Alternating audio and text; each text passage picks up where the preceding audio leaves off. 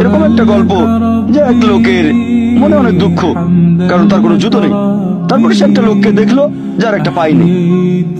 লোকটা অভিযোগ করতো আল্লাহর কাছে যে জুতো নেই, আল্লাহর কাছে অভিযোগ করতো আমার কোনো জুতো নেই।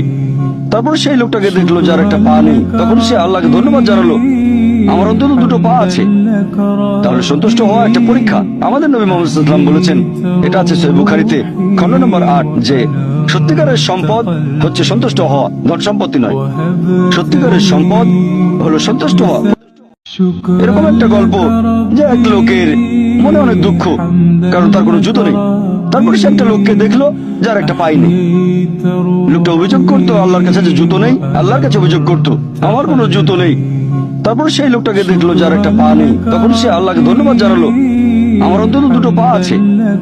তাহলে সন্তুষ্ট হওয়া একটা পরীক্ষা। আমাদের নবী মুহাম্মদ সাল্লাল্লাহু আলাইহি ওয়াসাল্লাম বলেছেন, এটা আছে সহিহ বুখারীতে খণ্ড নম্বর 8, যে সত্যিকারের সম্পদ হচ্ছে সন্তুষ্ট হওয়া, ধন সম্পত্তি নয়। সত্যিকারের সম্পদ হলো সন্তুষ্ট হওয়া।